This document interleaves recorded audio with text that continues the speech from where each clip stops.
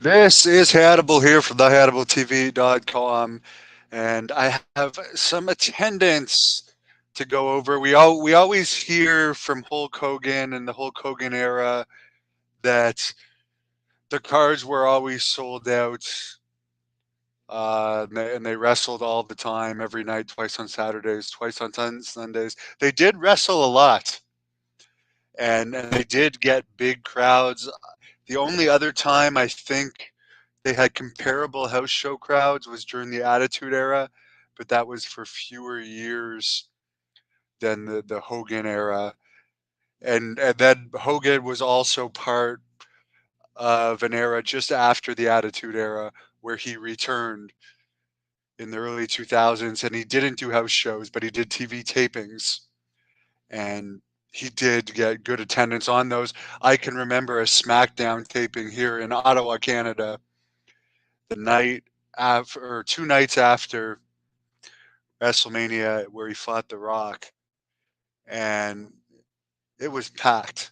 I mean, I wouldn't say it was sold out, but all three levels were full, and there was very few available seats. So there was legitimate, probably nearly 18,000 fans, if not 18,000 fans that night. And just what we're talking about, Ottawa, before I go into that, just to talk about my town for a bit, Hogan attendance, from what I've personally witnessed and my friends have, the biggest wrestling match in Ottawa was August, this of the old era, was August 21st, 1986. They had an outdoor event of 10,000 people at the CFL Stadium. Now, granted, it does hold 30,000, but this would have been one of the first times WWE ever came here, and the main event was Hulk Hogan against Randy Savage. Then in 1988, they sold out the Civic Center, which held 10,000 seats indoors. Hogan against Boss Man. Now, I only became a fan in 91 because I was just a little baby before that. And in 1991, Hogan returned against Earthquake, and I remember that show was packed. There was no seats at all, so it would have been another 10 or 11,000 seat show. Now, up until, other than TV tapings, which had good crowds, I would say starting in 92 and even the shows in late 91, there was a house show in Ottawa in late 91, November 91, where I believe it was Bret Hart against Ric Flair in one of the main events. No, sorry, I'm thinking 92. It was Bret Hart against Ric Flair. I remember one, it was The Undertaker against the British Bulldog, and Jake Roberts against the Macho Man, one of the main events. And they would have been lucky if there was 3,000 people. So there was a period from like late 91 to the Attitude Era where they weren't drawing. But let's look at the attendance from all around. The Voices of Wrestling did the research on. The average attendance in 1984 with Hulk Hogan was almost 11,000. Without Hulk Hogan, almost 6,000. Now that's very good considering back in those days, for instance, they would go to Toronto and Montreal pretty much every month. And they were coming to New York pretty much every month. At least in the late part of the 80s, they were going to towns over and over and over again, drawing well. There'd be 3 shows a night.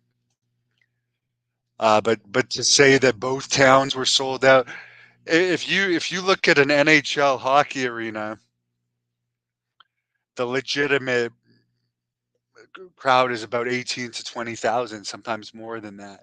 So still, while 11,000 is a good number, they're not actually selling out most shows.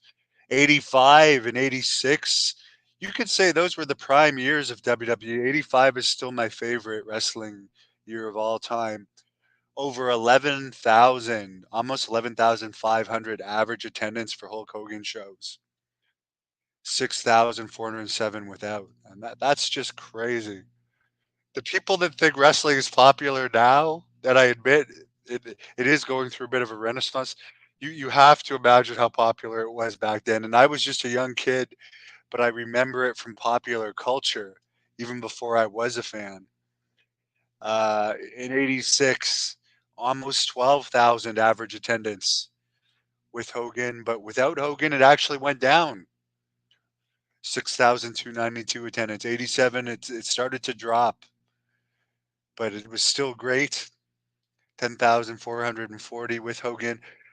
Dropped way off by like 2,000 without Hogan, 4,770. The year after, it dropped a little bit with Hogan, 88, 10,354, but it went up without Hogan. Now, maybe this is due to Macho Man's popularity increasing, who was headlining a lot of the B shows, 5,338, and Warrior would have been starting around that time. '89, it's back up, and this was the year that I became a fan. 10,983 for shows with Hogan, 5,802 shows without Hogan. Now, I remember my first house show was Macho Man against Beefcake, and there had to have been at least 8,000 people at that show. It was packed. It was absolutely packed. Um, Not sold out, but there's very few house shows. I went to every single house show, never missed a single house show in this area from 1989 to 2001. And then I pretty much started losing interest in wrestling. But I was obsessed in those years, and I could tell you, even as a kid, I was always interested in how many people were at shows. 1990 went down a bit, but still great. Over 10,000 for attendance with Hogan. Was down for attendance without Hogan, 4,700.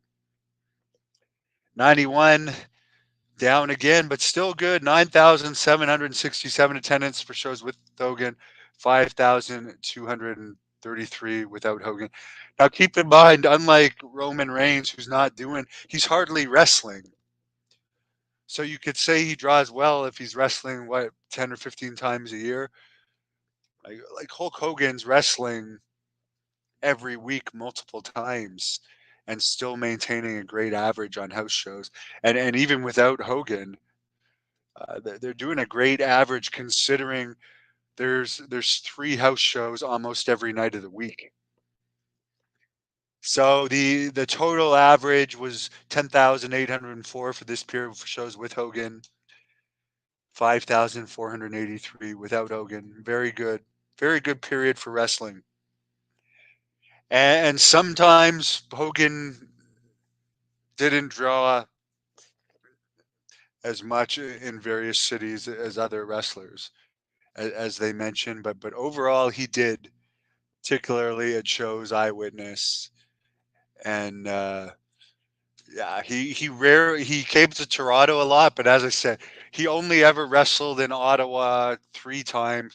The 4th time when he appeared on the SmackDown show, he bled, and it was to interfere in a match against Kevin Nash and The Rock.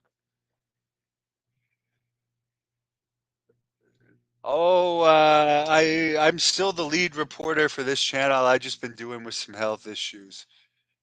How are the numbers with Hogan and the Warrior? Hogan outdrew the Ultimate Warrior, but Warrior had very good numbers. Warrior, considering the amount of house shows he was doing, had very good numbers. But I'll do another video comparing directly Hogan and the Warrior. Another time, I just came across that article and wanted to go through it because I'm very interested in wrestling attendance. But God, if I had a time machine, and this is how much of a geek I am, I would go back. I would like be in my 20s, be around the age of 28, and I would love to wrestle for WWE or even NWA. It was doing well in those days in like 85 and 86. That would have just been the coolest thing ever. Thank you for watching the Hannibal TV. Please like this video if you enjoyed it and click the subscribe button to not miss any of our latest shoot interviews, match videos, or news updates. Follow us on